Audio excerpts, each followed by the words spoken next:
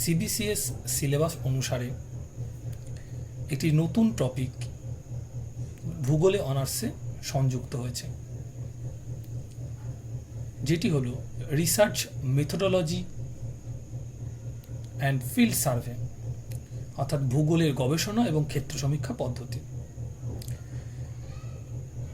পশ্চিমবঙ্গের অধিকাংশ ইউনিভার্সিটিতেই এটি 5ম সেমিস্টারে আছে, বাঁকুড়া ইউনিভার্সিটিতে সম্ভবত এটি 6ষ্ঠ সেমিস্টারে আছে। এই বইটিতে যেহেতু নতুন, টপিকটা যেহেতু নতুন, তাই বইটি একটা অভাব ছিল। সেই অভাবের কথা মাথায় রেখে সম্পূর্ণ সিলেবাসকে কভার করে বইটি প্রকাশ করা হয়েছে।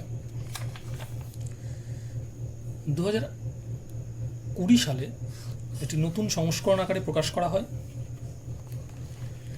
বইটিতে সাবজেক্ট ম্যাটার 245 পৃষ্ঠা এবং তার সঙ্গে একটি সাপ্লিমেন্টারি পার্ট 34 পৃষ্ঠার রয়েছে।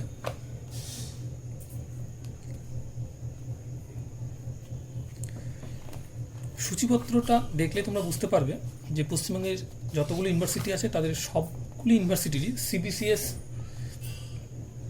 সিলেবাস বইটিতে কভার করা হয়েছে, যেখানে ভূগোল গবেষণা কি, তার অর্থ, বৈশিষ্ট্য, তার বিভিন্ন গবেষণার যে শ্রেণীবিভাগ, রিসার্চ অ্যাপ্রোচ, যেটা এখন পর্যন্ত যে বইগুলি বেরিয়েছে সেগুলোতে অনেক বইতেই নেই। এটা অধিকাংশ বা প্রায় সবগুলো ইউনিভার্সিটির সিলেবাসে কিন্তু রিসার্চ অ্যাপ্রোচ রয়েছে, যেটি এখানে দেওয়া হয়েছে। রিসার্চের বিভিন্ন রকম যে মেথডগুলো, সেই মেথডগুলো মেন যে রিসার্চ যেগুলো জিওগ্রাফিতে ব্যবহার করা হয় সেগুলো আলোচনা করা হয়েছে। তার সঙ্গে রিসার্চ সংক্রান্ত যে ফান্ডামেন্টাল যে কনসেপ্ট সেগুলো তুলে ধরা হয়েছে। কেস স্টাডি একটা গুরুত্বপূর্ণ পার্ট সোশ্যাল স্টাডিসের ক্ষেত্রে রিসার্চের জন্য, সেটাও এখানে রয়েছে। যে কোনো রিসার্চের পূর্বে যে লিটারেচার রিভিউ করতে হয়, সেই লিটারেচার রিভিউ কত ধরনের হয়, কী প্রকার হয়, তার গুরুত্ব কী, কী কী বিষয় মাথায় রাখা উচিত, এগুলো এখানে আলোচনা করা রয়েছে। গবেষণার জন্য দরকার গবেষণার সমস্যা, সেই গবেষণার সমস্যাও এখানে রয়েছে। রিসার্চের একটা গুরুত্বপূর্ণ অংশ হাইপোথিসিস, সেই রিসার্চ হাইপোথিসিস কি, গবেষণা করতে গেলে তার একটা প্রপোজাল বা গবেষণার প্রস্তাবনা দিতে হয়, সেই প্রস্তাবনা এখানে কি করে লিখতে হয়, তার নিয়মকানুন, তার গুরুত্ব কী, এগুলো তুলে ধরা হয়েছে। Design of A geographical research, ভূগোল গবেষণার কাঠামোগত যে নকশা, সেই নকশা কীভাবে তার নকশা করতে হয়, সেগুলি বিস্তারিত আলোচনা করা হয়েছে। রিসার্চ রিপোর্ট, আমরা যে রিপোর্ট লিখব, কীভাবে লিখব, রিপোর্ট লেখার গুরুত্ব কী, তার সুবিধা কী, তার অসুবিধা কী, রিপোর্টের কী কী অংশ থাকে, কোন অংশে কী কী বিষয় লিখতে হয়,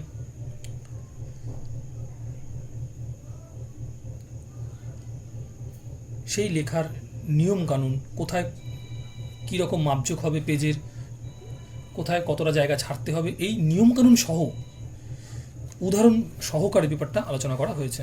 তোমরা একটা পেজ দেখলে, যেমন টাইটেল পেজ কী হবে, কোথায় ছাড়তে হবে, এগুলো স্যাম্পল না দেখে কন্টেন্ট পেজ, এগুলো কীভাবে লিখতে হয় সেগুলো এইখানে দেখো। কোথায় কী মাপঝোক রয়েছে, কোথায় বনটা বড় হাতের হবে, কোনটা বোল্ড করতে হবে,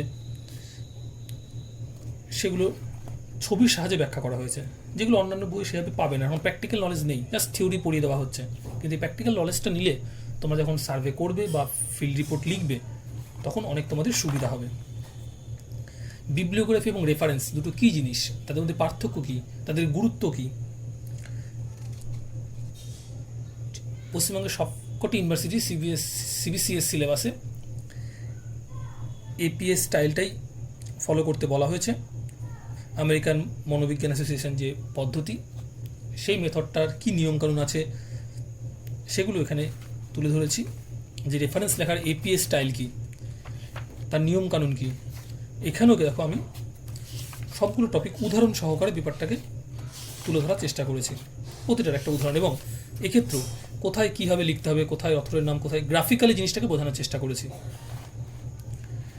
তাছাড়াও রয়েছে অ্যাবস্ট্রাক্ট, ফুটনোট, এগুলো তো রয়েছে, যেগুলো রিসার্চ লিখতে গেলে ছোটো ছোটো পার্ট এগুলো দরকার হয়। রচনা চুরি কী, এর সঙ্গে আরও একটা পার্ট রয়েছে field report.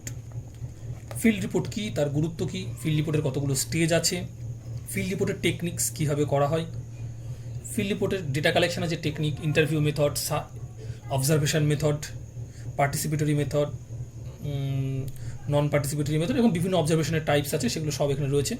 কোশ্চিনারি method, schedule, rating, scale, আরও এর বাইরেও কিছু রয়েছে। কিন্তু সিলেবাসে যে কটা টপিক দেওয়া আছে সেগুলো সবগুলো এখানে এমন করে আলোচনা রয়েছে যাতে তোমরা 2 নম্বর, 5 নম্বর, 10 নম্বর সব ধরনের প্রশ্ন অনুসারে উত্তর লিখতে পারো। ফিল্ড সার্ভের কী কী টুলস রয়েছে, কী কী টেকনিক্স রয়েছে, primary step of field survey, অর্থাৎ ফিল্ড সার্ভে যাওয়ার আগে যে প্রিফিল্ড করব তার কী মেথড আছে, সেখানে কি করা উচিত, সেখানে কী কী বিষয় আমাদের ভাবতে হবে, কী কী চিন্তাভাবনা করতে হবে, কী কী ডিজাইন করতে হবে, সেগুলো এখানে রয়েছে। এবার পুরো ফিল্ড রিপোর্ট হয়ে যাওয়ার পর তার ডিজাইন, সেটা কী করে সাজাতে হয় সেটা তো রয়েছে।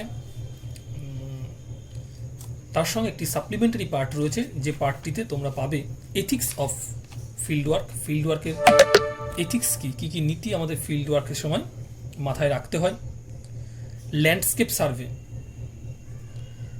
তার কি মেথড আছে, কোঅর্ডিনেট মেথড, ট্রানজিট মেথড, তাদের কি কি শ্রেণীবিভাগ আছে, তাদের সুবিধা কি, অসুবিধা কি, স্যাম্পলিংয়ের টেকনিক, স্যাম্পলিংয়ের গুরুত্ব।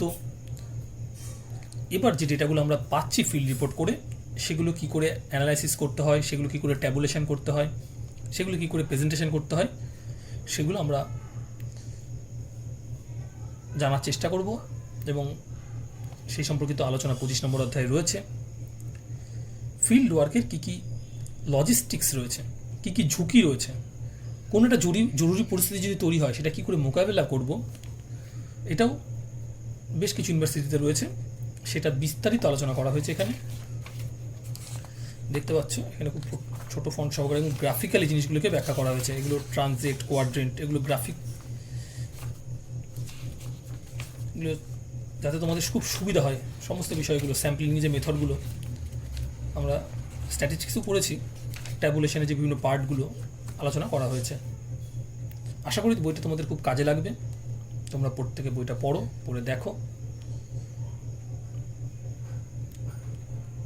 এবং বইটি তোমাদের সাবজেক্ট নলেজ দেওয়ার পাশাপাশি প্র্যাকটিক্যাল ফিল্ডও কী করে সার্ভে করতে হয়, তোমরা তো সার্ভে করবেই, সেক্ষেত্রে তোমাদের বিভিন্নভাবে সাহায্য করবে। ভাইভাতে তোমাদের সাহায্য করবে, অর্থাৎ প্র্যাকটিক্যালি যে ফিল্ড সার্ভে, ফিল্ড রিপোর্ট আছে তার ভাইভাতে যে ধরনের প্রশ্নগুলো করা হয় তার উত্তরও তোমরা এখান থেকে পেয়ে যাবে। আশা করি তোমাদের বইটি ভালো লাগবে, এবং তোমাদের ভালো লাগলেই সেটাই আমার সার্থকতা।